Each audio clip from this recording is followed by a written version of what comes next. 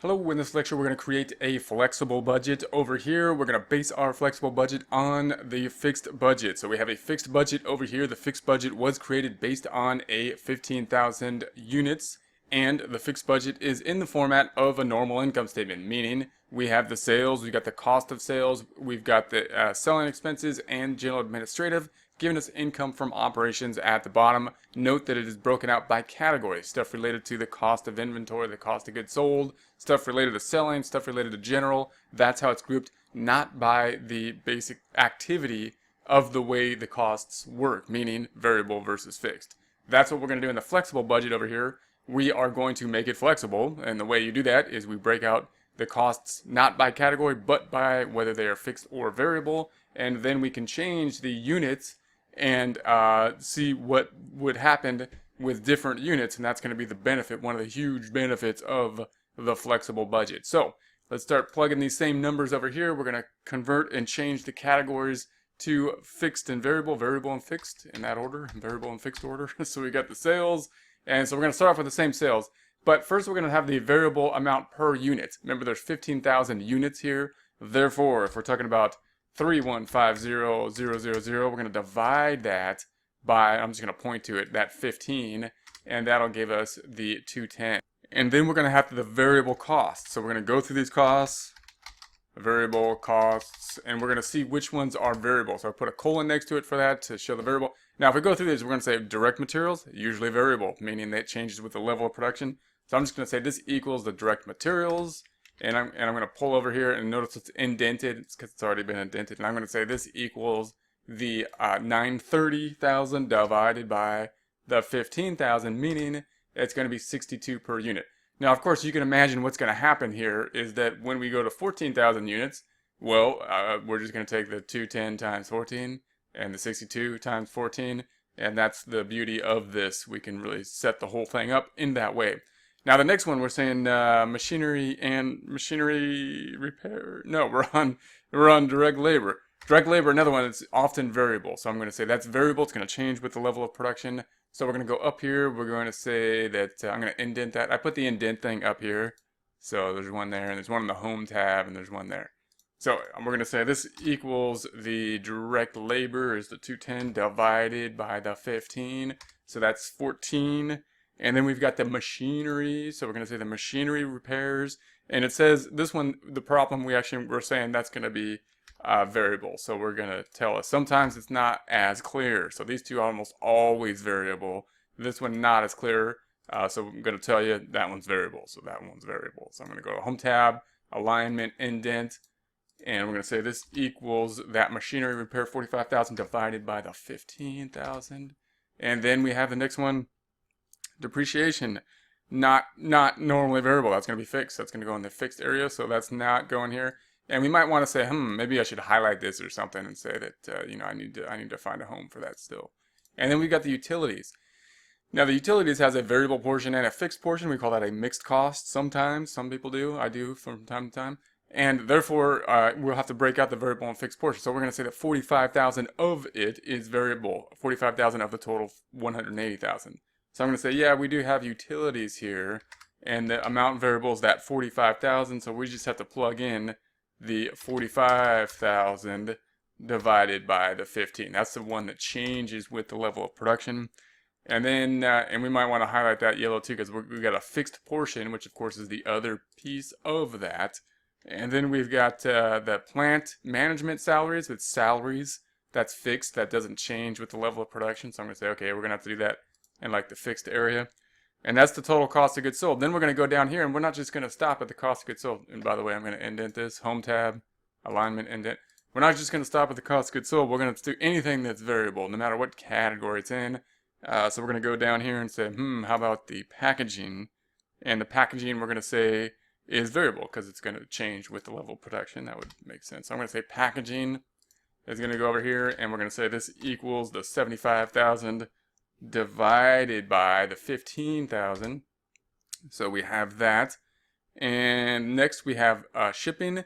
And I'm going to claim that's variable as well. I'm going to indent this. Indent here, indent. So we're going to say this equals the shipping tab. And that equals the 90,000 divided by the 15,000. And then we've got the salary, and salaries of course is fixed because it's salary and not hourly. Therefore, I'm going to highlight that. And I think that's it. So I'm going to go here, I'm going to indent this again, we're going to indent that. We're going to sum this up and it's going to be the total variable cost. So I'm going to copy this, I'm going to put it down here, and I'm going to total in front of it, variable costs. And I'm going to get rid of the colon on the end. We don't need the colon. And then I'm going to go here and go to the Home tab, alignment, indent 2 times. And we can underline under the 6, go into the Home tab, font, underline. And then I'm going to sum this up. We're going to use our sum function and add all that up. So it equals the sum. I'm not adding the sales, obviously. I'm only adding the variable costs. So I'm adding the variable costs like so. So the 62 down to 6 gives us variable cost of 93. I'm going to go ahead and underline that. I'm going to go here, going to go font, going to go underline. And this is what's called the contribution margin. So we got the contribution margin. This might be a term that for if you do a lot of financial accounting doesn't sound familiar. So this is going to be the new kind of term we have in here, which is going to be the sales minus the variable cost. It's a very important thing for very important term for managerial accounting. Contribution margin, sales minus the variable costs. All right, so then we're going to go ahead and I'll put a double underline on that, maybe a double underline. Okay, so that's our bottom line number. And then we're going to have the fixed portion, so fixed costs. And I can go back and just find the ones that, that are yellow now, hopefully. That was the plan, at least. So that's going to be the depreciation, so that's going to be that one. And tab, and that's going to be fixed, and I'm putting them over in the fixed column over here. That's why we have the 2 columns. And I'm going to say that's the 315, and then I'm going to say we have the utilities tab, and this one's a little tricky because it was equal to the 180 minus the variable portion being 45,000. Okay, and then we've got the plant, so we're going to say this equals to plant management salaries. 210, or why don't I just say equals here? Why am I typing?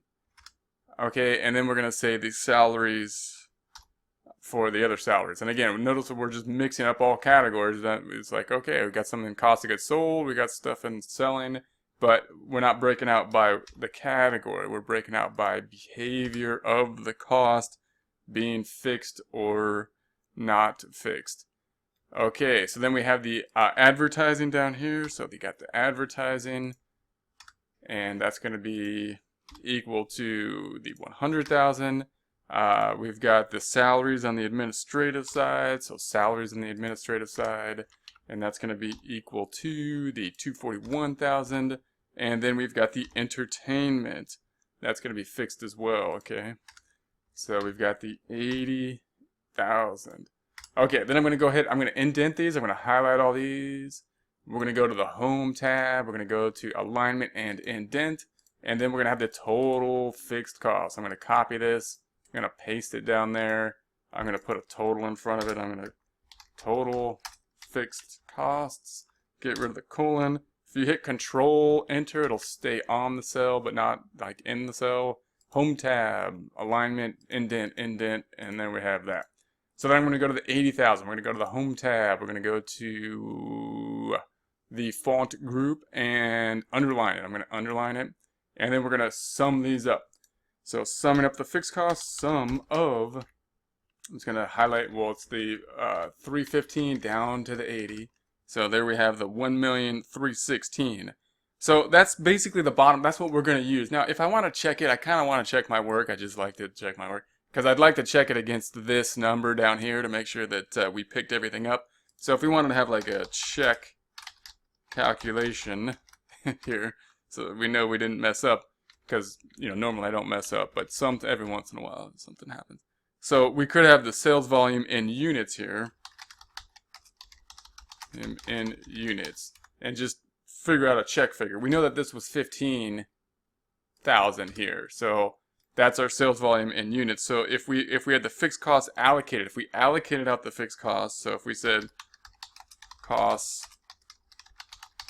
to 15, and this is one way we can estimate. We don't do this because notice that in order to do this, we have to make an estimate. We'd have to say this divided by the 15,000 would be 88 per unit. But of course it doesn't behave properly, because if I go to 14,000 units, it's not 88. That's the problem with the fixed costs acting differently. But we can use it as a check figure, and that's what we'll do here. So now you'll remember last time we left off on the contribution margin, which is the sales per unit minus the variable cost per unit at 117. If we estimated the fixed cost per unit to be 88, then we can subtract those out, and we basically get the income from operations per unit.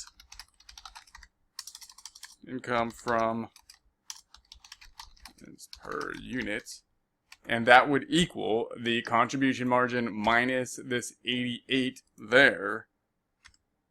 And then if we take this same sales volume, which was the 15, and multiply this out, we'd say now we've got the 29 times the 15,000, and that will give us the 439. The 439 here, that equals the income from operations. So the reason I put that in there is just to kind of tie it out to the income from operations before we start using these numbers for the budget going forward. So how does that work? Once again, we're taking the fixed costs, which are fixed. We can't really break it down to a per unit. We can't use the per unit total in order to act in the same way that we can with the variable costs, because they don't change with the level of production. But if we only had one level of production, we could then just allocate out the total to the number of units, which is 15,000. So we took that, divided by the 15, and that'll give us the 88. So 88 fixed cost if we were to produce 15,000 units, and then we could just take the contribution margin minus that 88, and that gives us the income from operations per unit of the 29. And then if we just multiply that times the 15,000 units that we're going to produce, then we get to the net income. So that's kind of our check figure. Now we're going to use this information to basically see what would happen. What if we had produced 14,000 units? Notice that if we don't have a flexible budget and we produce less or more than we expected to, this fixed budget's going to give us some very distorted information, because obviously if we produce less than we expected to produce, then our budgeted direct materials and direct labor and whatnot is going to be off, because we didn't produce as many units. So that we need to account for that, and the way we can do that is use the flexible budget. So now we're just going to make it flexible. And how do we do that? Of course, we're just going to take the equals in terms of sales, this 210 times the 14,000 now. And so if we were to produce 214,000 units, we would expect to have revenue of 2,940,000. See, so we can make that comparison now, see what actually happened to something that makes more sense in this case. So we're going to do the same thing here. We're going to say this equals, in terms of direct materials, there's 62 per unit, and then there's 14,000 units. Now, if I was to copy and paste this down, I could, if I select F4, it puts the little dollar signs, and that makes it an absolute reference. And we only need $1 sign, but $2 signs isn't going to hurt in this case. So we'll just say, okay, there's that. And then again, you could copy that down, but I'll just keep doing it. Like if I copied it down, then it would do this. That's what we want. But I'll just keep doing the calculation to emphasize the fact that we're taking the 3 times the 14,000. And then we're taking the 3 times the 14,000. And then we're taking the 5 times the 14,000. Again, yes, you can copy this down, and I'm well aware of that. Then we're going to take the 6 times the 14,000. Oh, that was not what I wanted to do. That's not what I want to do at all. So we're going to take the 6 times the 14,000, and then I'm going to underline that. So I'm going to go here, I'm going to go to the Home tab, Font, Underline, and then sum these up. So we could do this either way. Note I could say this times the 14,000, and that would be fine, but I tend to like to sum it up now. We could do sum of those, and there we have that. And the same thing here. I could take the 117 times the 14, or we could do the normal sales minus the variable costs, which I prefer to do. And then the fixed costs are nice and easy. We just pull those over. It's going to be fixed, so it's the same. So even if we made 14,000 units, we make less units. It's like the rent. They're all fixed. They don't change with the level of production. That's the point That's why we put them there. That's why we broke it out in this way. And then I'm going to sum that up like this. We're going to sum that up. I'm holding down shift and just hitting up arrow. Sum those up, and there we have that. And then we can have the income from operations. So if we had 14,000, we'd have income from operations of this gross contribution margin, not gross profit, because we're on the flexible budget, minus the total fixed cost gives us the 322,000. Okay, so obviously now we can do it if we produce more than we thought. We made this based on 15,000. Now we're going to make 16,000. So we made more. So once again, we need to make that adjustment. So when we do the actual comparison, we're not going to say that the revenue should have been 3,150,000. If we made 16,000 units, we would expect the revenue to be higher. And so when we compare the budget, we want to compare it to something that kind of makes sense and see how we did based on something like that. So we're going to say this equals the 210 times the 16,000. I'll do this one a little bit faster. So obviously we're expecting to earn more money if we had the sales that were higher in terms of total units. Okay, so then we're going to take the 62 of direct materials times the 16,000 units. Again, I'm going to hit F4 to make that absolute and enter. And before, let's like not make it absolute and just show you, obviously, if I did this times this, and then I tried to copy it down, what's going to happen? That's right, but that's wrong. That one needs to stay up there. So we're going to say, how do you, and I don't want to do that either. So I'm going to say, okay, well, how do you do that?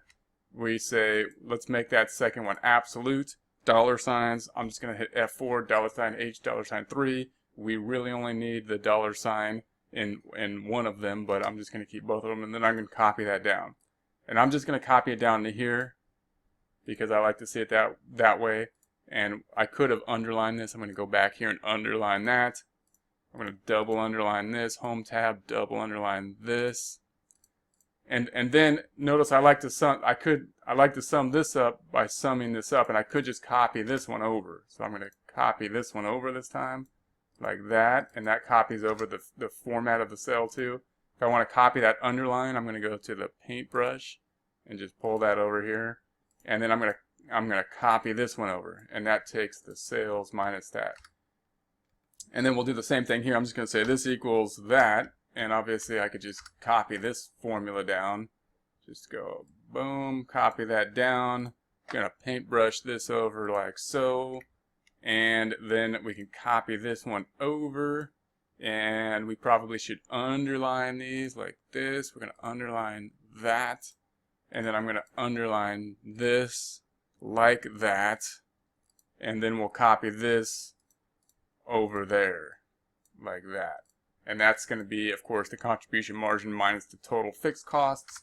And now we have converted the fixed budget based on 15,000 units to a variable budget that can be based on any level of unit production, with the examples in this case being 14,000 units, 16,000 units, and of course the net income differs in a way that would make sense, being 439 at the 15,000 units at the fixed budget portion, and of course if we only made 14,000 units, we were expecting net income of 322, which seems more reasonable, and if we made more, we made 16,000 units, we have the 556.